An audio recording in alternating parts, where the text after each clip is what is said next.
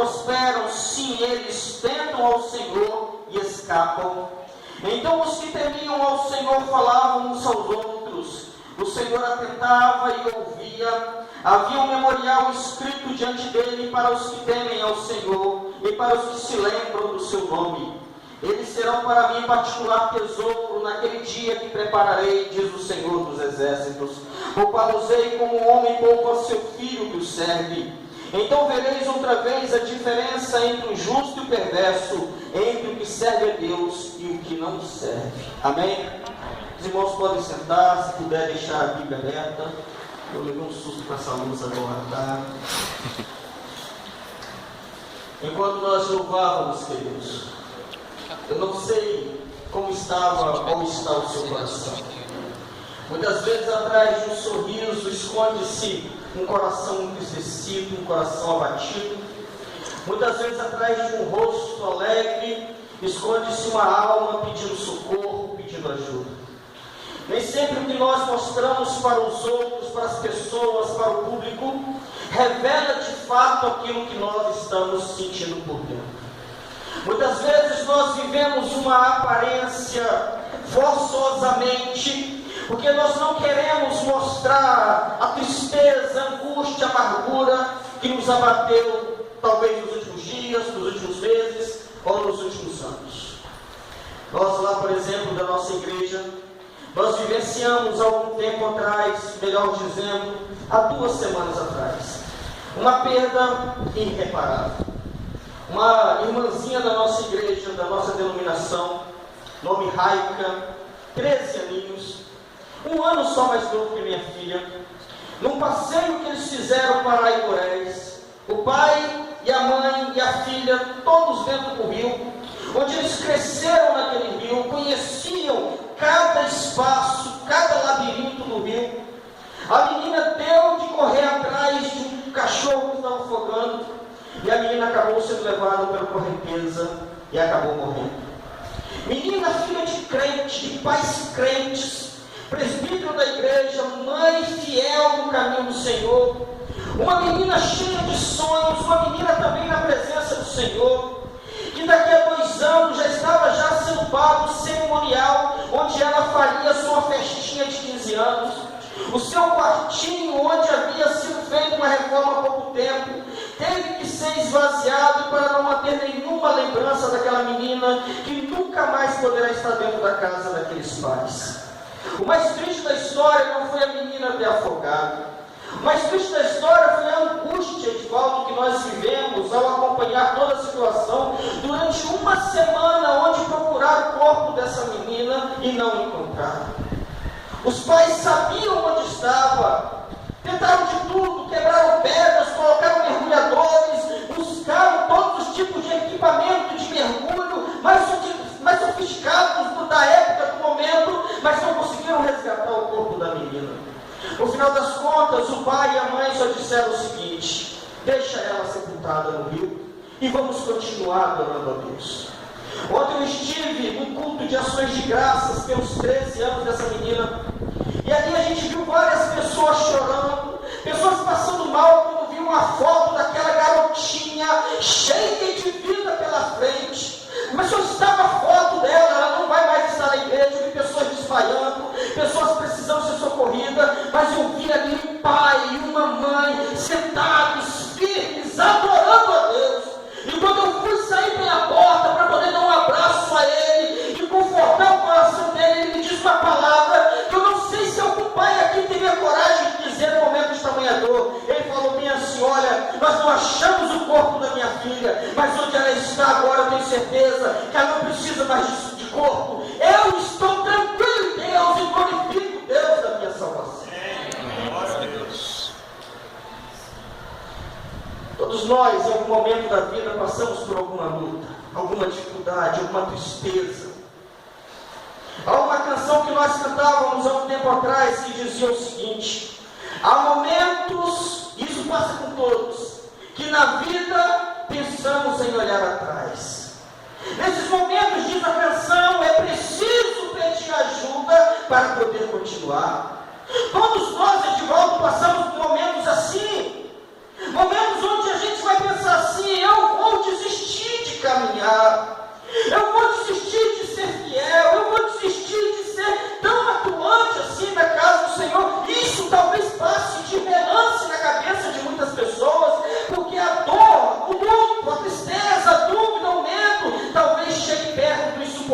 para muitos de nós. Até os mais novos aqui talvez possam experienciar e testemunhar que viveram momentos desse jeito. Esses momentos de luta, cada um reage de uma forma.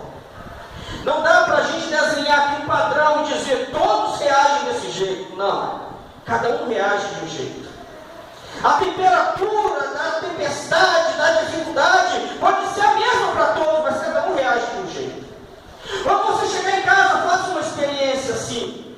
Pega um vasilhame, melhor 3 vasilhames, e coloca a mesma quantidade de água dentro dessas 3 vasilhas, e leve ao fogo com igual temperatura por 15 minutos.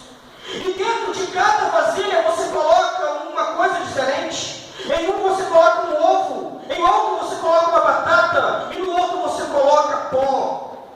O que é que vai acontecer no final desses 15 minutos? A batata, o que aconteceu com ela? Ela ficou mole. O que aconteceu com o ovo no final desses 15 minutos? Ele ficou duro. E o pó, que entrou ali separado da água totalmente, provavelmente, aí eu não entendo muito bem de cozinha, de culinária, mas ele deve misturar-se totalmente com a água. Se você colocar colar e depois colocar açúcar, vai virar café. Cada um de nós também reage de forma diferente no momento da dor. Da mesma forma que o ovo, ele entra naquela água em alta temperatura, mole, e sai de lá duro, mais resistente. Ele passa pela mesma temperatura que a batata passa, mas ele fica mais resistente. Há pessoas também que no momento da dificuldade, da provação, ele sai mais resistente. Ele é um molenga, talvez, é um chorão, mas ele saiu agora mais preparado para enfrentar temperaturas ainda maiores. Mas há pessoas que não. Há pessoas que entram resistentes, mas no final daquela temperatura, daquela tempestade, daquela provação, ele sai mais mole como uma batata, ele sai molenga, precisando de ajuda. Isso que a gente falou, essa ilustração, não quer dizer que todos devem ser ovo, mas sim que todos, que nem todos, também serão batata. Cada um de nós vai ter uma reação diferente. Todo mundo sabe, nas famílias sempre tem aquele que é mais preparado para consolar. Morre alguém na família, está todo mundo chorando, ninguém quer ver o corpo, ninguém tem condição de reconhecer lá no necrotério se for o caso, mas sempre tem um, não tem? Sempre tem aquele que fala, deixa comigo, deixa que eu vou lá, deixa que eu resolvo, deixa que eu mexo na papelada, deixa comigo. Sempre tem um assim. Graças a Deus, parece que Deus prepara as famílias para sempre ter um que vai ser o mais forte, o mais preparado para essas situações. O sofrimento, em resumo dessa introdução aqui, o sofrimento, ele pode até nos tirar o chão, queridos. Pode até nos tirar o mundo, pode nos tirar tudo, mas em nome do Senhor Jesus, que Ele jamais nos tire da presença do Senhor. Amém. Que nos tire o chão, o solo, que a gente olha e fala assim, eu não tenho onde pisar, mas que em nome do Senhor Jesus, jamais nos tire da presença dEle. O texto que nós lemos, no livro de Malaquias, mostra um momento difícil que o povo de Israel vinha passando. O povo de Israel, o povo de Deus, foi um povo que foi violentamente agredido a sua moral, a sua política, a sua espiritualidade, quando foram levados cativos para a Babilônia. Quando eles foram levados cativos e ali ficaram 70 anos, o povo viu ali, usando uma expressão que nós comumente usamos nos nossos dias, comeram o pão que o diabo amassou. A ponto de um dos salmistas aí, o Salmo 137, se não me falha a memória, diz que as pessoas que estavam ali em Babilônia chegavam para os judeus e falavam bem assim, ei, canta louvores de Sião para nos alegrar. Canta esses louvores maravilhosos que vocês cantaram aqui hoje. Cantem, que nós queremos ouvir vocês cantarem com alegria, que nós ouvimos que quando vocês cantam, o céu se move, Deus se levanta do trono, anjos dançam em nosso meio. Cantem, cantem, cantem. Sabe qual é a resposta do povo ali no cativeiro babilônico?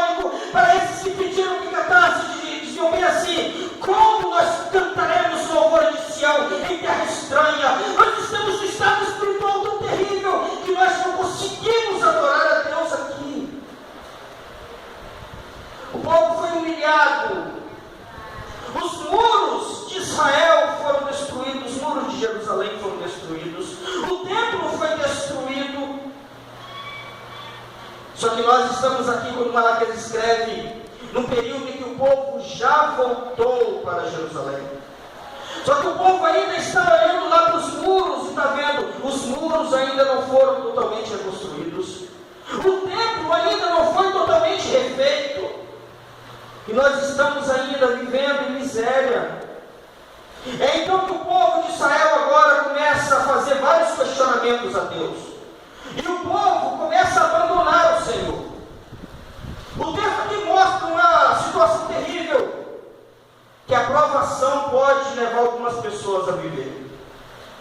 Diante da provação, o povo de Israel rebelou-se contra Deus.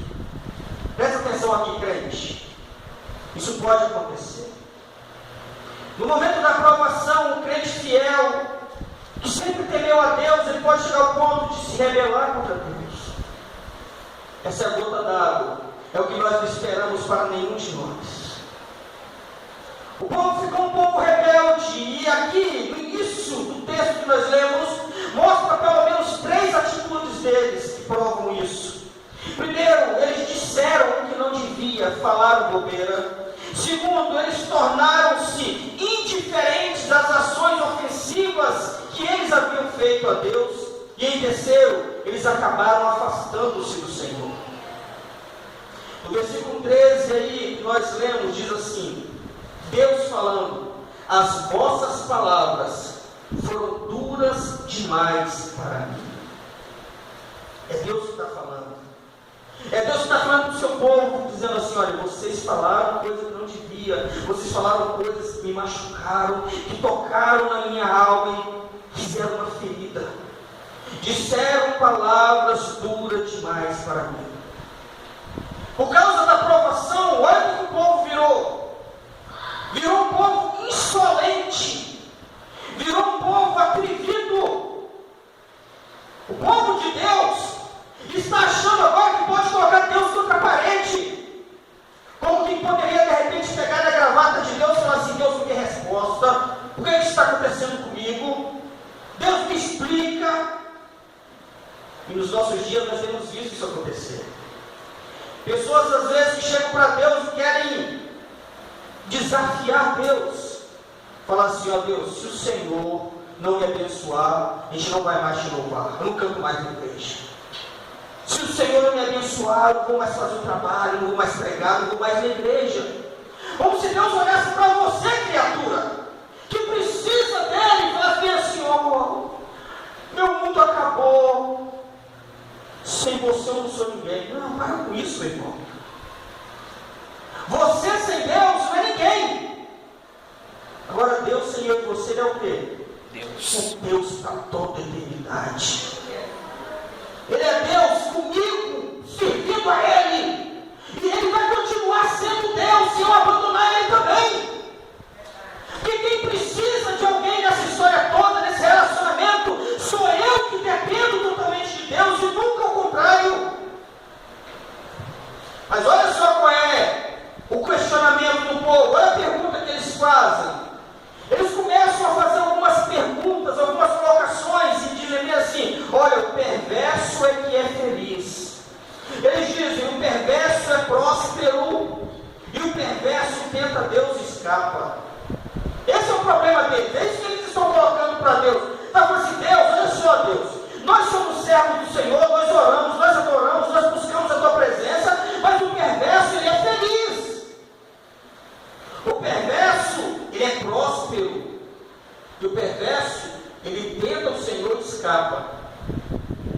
Eu vou fazer uma pergunta em cima da proposta deles, pode? Será que o perverso realmente ele é feliz? O perverso que anda aí de noite em noite, na gandaia, cometendo pecado, mostrando um ar de felicidade, de fato ele é feliz? Feliz, querido, por mais luta que nós passamos, feliz sou eu e você.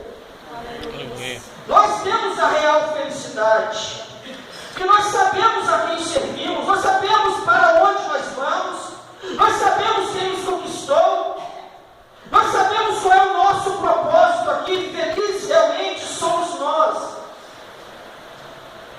Lá fora, A pessoa pode ter dinheiro, pode ter amigos, pode estar desfrutando de um momento de saúde, pode ter fama, reconhecimento, mas ele não é feliz.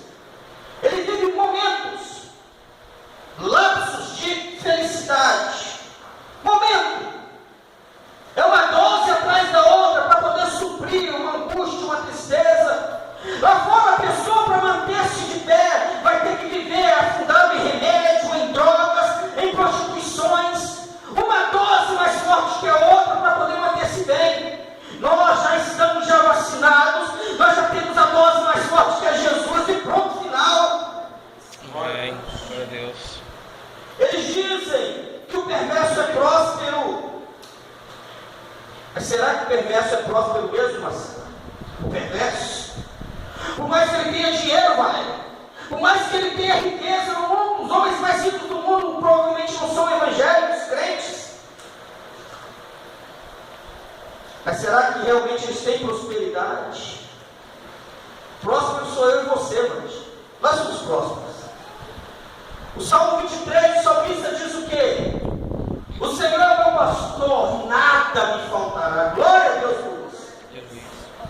O salmista no Salmo 23, se nós lermos do primeiro versículo até o versículo de número 3, a gente vai ver pelo menos aqui bênçãos distribuídas àqueles que estão a serviço, que estão à disposição do bom pastor. Pelo menos 5 bênçãos aqui. Primeiro deles, quando ele fala, o Senhor é meu pastor e nada me faltará. Isso tem a ver com provisão. O Senhor não promete que vai dar para mim e para você rios de dinheiro. Nós vivemos numa época onde você não quer ter a camisa. Você não quer ter uma camisa, você não quer ter uma roupa. Você quer ter a roupa, não é assim? Você não quer ter um alimento, você quer ter aquele alimento. Você não quer ter um carro para te levar daqui para ali, você quer ter o carro. O que o Senhor promete é que Ele não vai deixar faltar o necessário. Se faltar tudo aqui na terra, se o mundo acabar os seus estoques de alimento, o Senhor faz corpos alimentar o seu povo. O Senhor faz descer maná do céu, faz brotar água da rocha. Mas não deixa faltar, porque Ele é o meu pastor e nada me faltará. E Davi continua falando assim: repousar em paz e pastos verdejantes. Isso tem a ver com abundância, com prosperidade. O salmista está falando assim: ó, o Senhor não me leva apenas para pastos, Ele me leva para pastos verdejantes. A ovelha fica muito feliz, é muito pasto para ela sozinha. Ele diz mais, ele fala: guia-me mansamente a águas de descanso. Tem a ver com paz, com calma, aquela paz que excede todo entendimento. E ele continua falando: refrigera-me a alma. Tem a ver com gozo, com alegria, com regozijo. E ele conclui o versículo 3 falando: guia-me pelos caminhos, pela vereda da justiça. Isso tem a ver com segurança. Mas quem dera que o Salmo terminasse no versículo 3, porque daí quando chega no versículo 4, depois de ter falado que essa ovelhinha é levada por pastos verdejantes, por águas tranquilas, com a alma refrigerada, por vereda de justiça, onde nada vai faltar, no versículo 4 fala bem assim: ainda que eu ande pelo vale da sombra da morte, não temerei mal nenhum, porque tu estás comigo até no vale da sombra da morte. Olha só. Glória a Deus. Sabe o que Davi está falando? Ele está falando assim: ó, o Senhor é meu pastor, Ele me leva por pastos verdejantes, mas também me leva no vale da sombra da morte. Se eu tiver em pasto verdejante, eu estou com o meu pastor, e se eu estiver também no vale da sombra da morte, eu também estou com Ele aqui. Amém. Ou seja, o maravilhoso disso tudo não é o que o Senhor te dá, mas é a presença dele na sua vida. É isso que faz com que você e eu sejamos prósperos. Obrigado, irmão. Mas tem uma outra pergunta que eles fazem. Eles perguntam assim: o perverso, ele tenta Deus, escapa. Será que o perverso, aquele que não tem nenhum compromisso com Deus, vai morrer nessa vida Será que ele vai tentar a Deus a vida toda e escapa? Nós sabemos que é um juízo. Nós podemos aqui na terra, em algum momento, a gente não pagar por nossas escolhas, por nossos erros, mas o juízo ele é real. A palavra diz que até os nossos pensamentos serão prestados diante do tribunal de Deus. Não há nada que fique escondido. Amém? Não há nada. Sabe aquelas coisinhas que de repente alguém faz e fala bem assim, isso aqui ninguém nunca vai descobrir, porque eu deletei todos os caminhos do Google, ninguém nunca vai descobrir. Ah, querido. Talvez ninguém aqui na terra vai descobrir, mas aos olhos de Deus, como esconder daquele que tem olhos que são como chama de fogo, que contempla tudo? Como?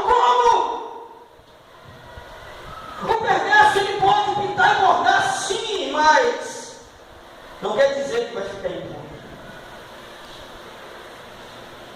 Então Malaquias agora começa a escrever o que o povo começou a viver depois que começou a falar essas palavras ofensivas contra Deus. Ele apresenta ao povo que experimenta agora uma anestesia espiritual, o que é pior do que falar coisas ofensivas contra Deus. Mesmo o versículo 13, a parte B diz assim: mas vós dizeis, que temos falado contra ti? Olha o que aconteceu aqui. O povo falou coisas duras demais contra Deus. E agora eles dizem bem assim: o que é que nós temos falado contra ti? Pior do que falar coisas ofensivas contra Deus é fazer e falar essas coisas ofensivas e depois não se dar conta de que você ofendeu o coração de Deus. É viver uma anestesia espiritual. É como se nada que você estivesse falando ou fazendo fosse realmente um agrado contra o Senhor. Que se afasta de Deus, acaba vivendo isso. Faz coisas que ele nunca imaginou que fazia, e fala coisas que jamais imaginou que falaria. E acha que está tudo certo. Mas sabe qual foi o pior de tudo? É que eles afastaram-se de Deus.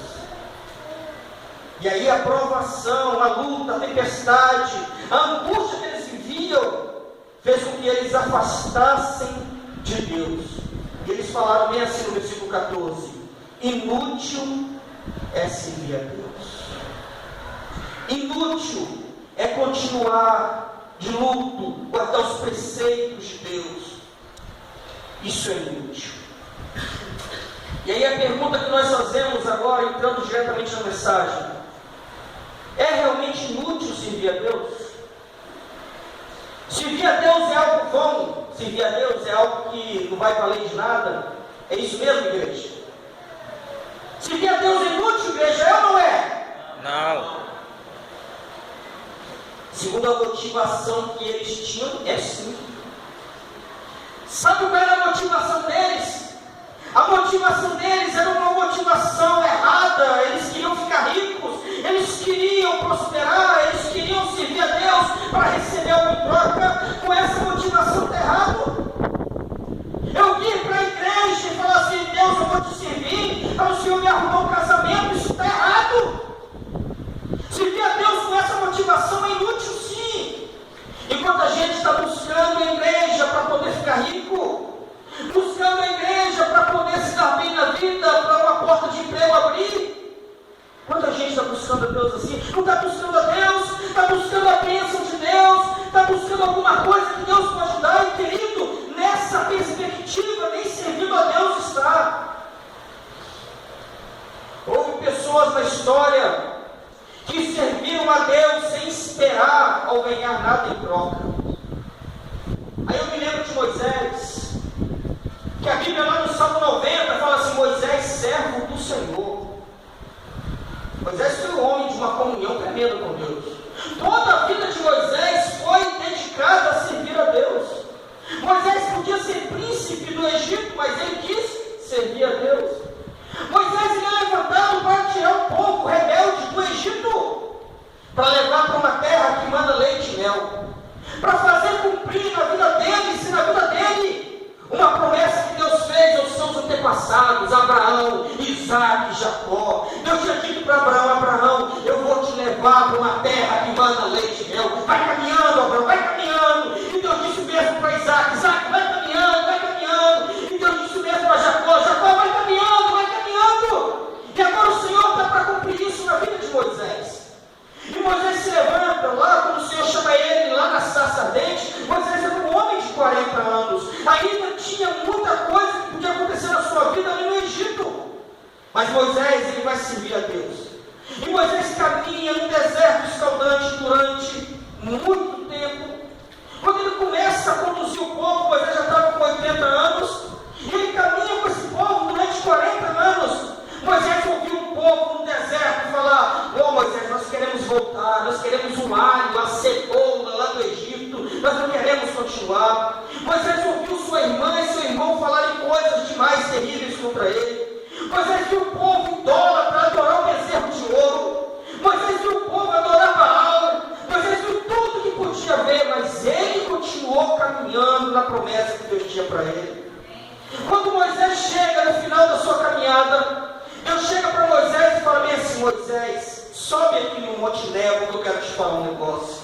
E Moisés sobe então lá onde Deus falou, no Monte Nebo, e lá ouve Deus mostrar para ele algo maravilhoso. Deus fala assim: Moisés, olha para aquele lado, para aquela terra. E Moisés então, aí eu fico imaginando o velhinho de 120 anos, a perninha dele bambeia de volta naquele momento. Ele olha para lá e ele vê a terra que mana leite e mel. Imagina os sonhos de Moisés naquele momento ali, prestes a se concretizar. Como que diz assim: olha, eu trouxe esse povo rebelde, mas agora eu vou entrar. É este o momento. Então quando ele olha, Deus olha para ele e fala assim: Moisés, eu te trouxe aqui por um motivo, para você ver a terra prometida, mas te dizer também, Moisés, que você não vai entrar na terra prometida. Vai ver com os olhos, mas vai morrer aqui.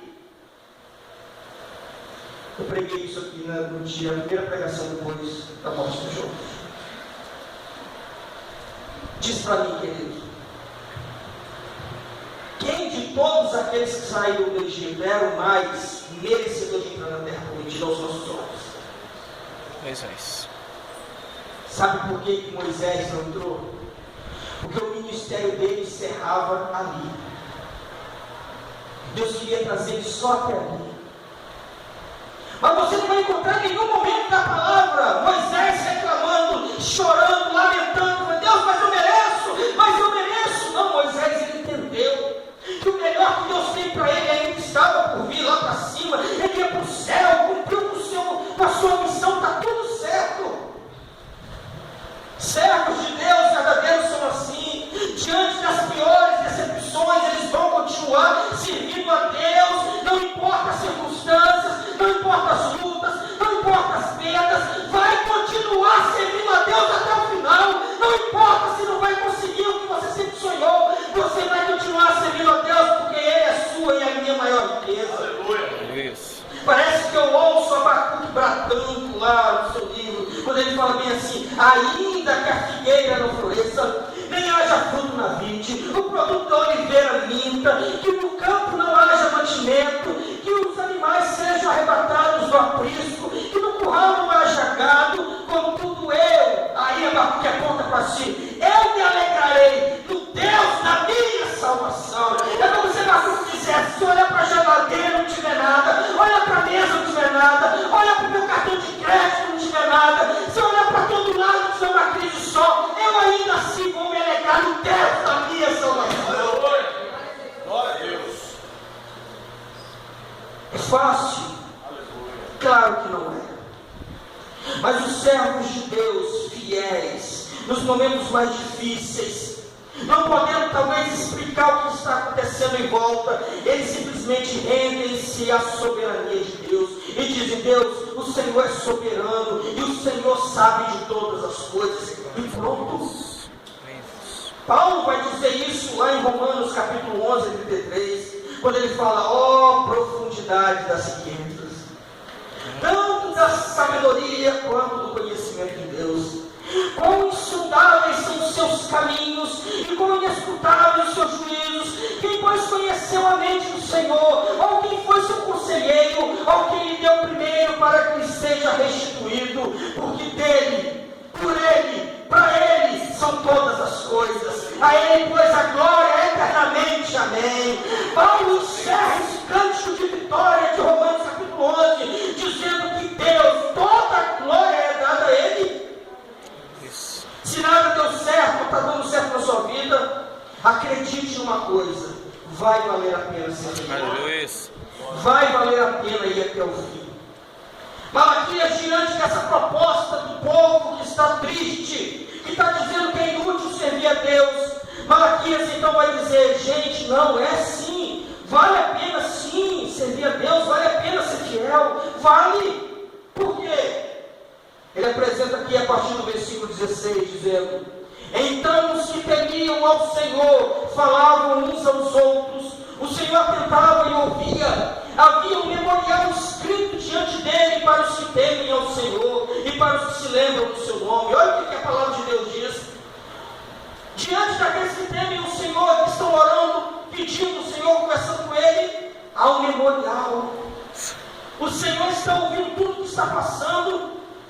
Talvez pareça que Deus não está te vendo. O silêncio de Deus talvez te machuca.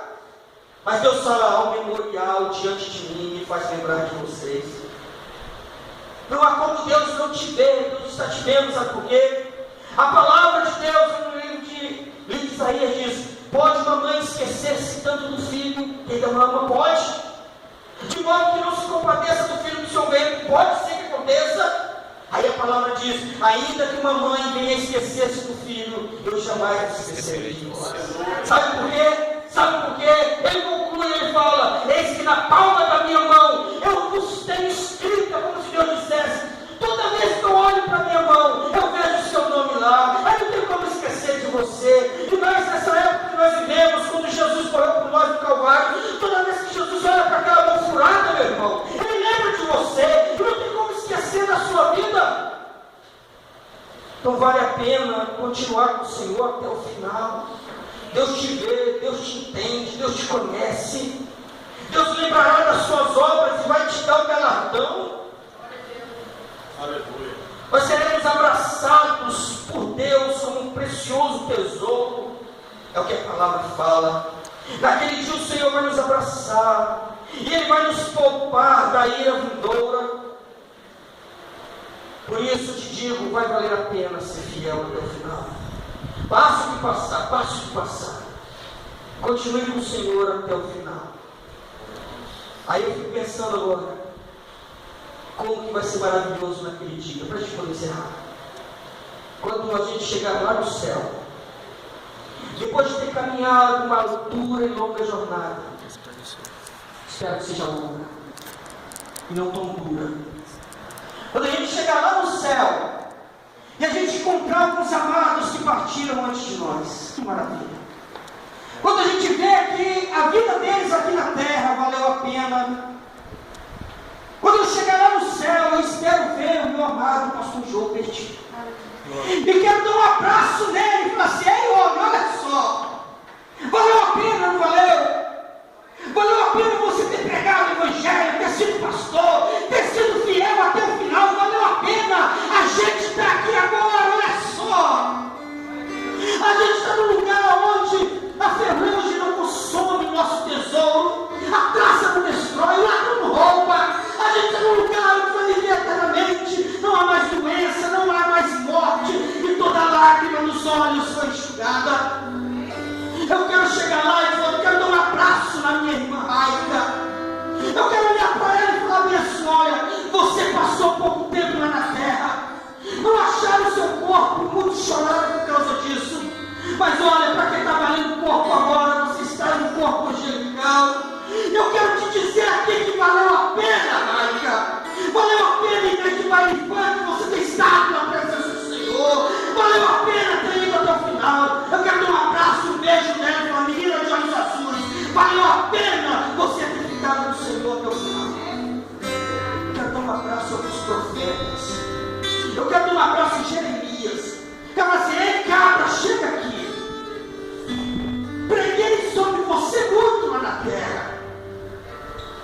na sua vida, Jeremias, você achou que ninguém acreditou em você.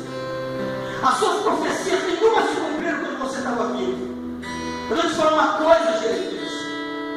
Até o tempo do cativeiro babilônico você acertou. A palavra que você deu foi certinho, 70 anos. Tudo que você falou se cumpriu depois que você morreu. Todo o sofrimento que você passou lá valeu a pena. Não só porque você está aqui, mas por conta do seu testemunho de vida. Almas se uniram ao Senhor depois, e hoje também estão aqui. Mas eu e você, nós queremos o que na verdade? Não um abraço quem? Não um abraço em Jesus. Nós queremos, e aí eu quero fazer isso, dar um abraço no mestre, chegar para ele e falar: Jesus, valeu a pena.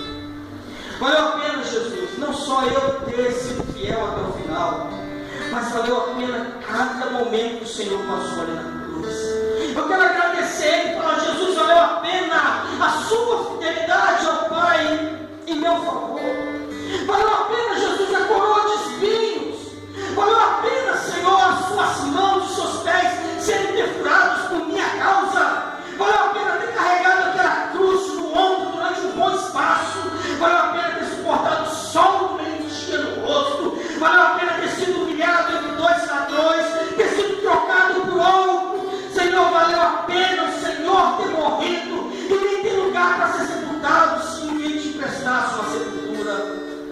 Valeu a pena, Senhor, a gente estar aqui agora. Sabe que vai valer a pena ficar com Cristo até o final. Talvez nessa caminhada aí, jovem, vou falar para você que servir a Cristo é careta. Pode falar uma coisa? Quando alguém te falar isso, fala bem assim: não, servir a Cristo não é careta. Servir a Cristo é morrer. Ser careta é morrer de overdose. Ser careta é morrer de AIDS por aí. Ser careta é chegar em casa bêbado e de repente ser jogado para fora de casa pela própria esposa. Ser careta é morrer e não ter lugar depois para poder ficar a eternidade. Ser careta é ouvir depois de Deus, lá no dia do julgamento: aparta de mim, maldito, para o fogo eterno. Isso é ser careta.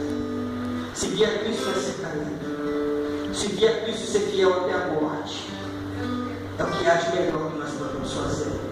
Aí não importa as circunstâncias, vamos continuar com ele até o final. Amém? Já que eu não louvor agora, quero convidar você a tocar.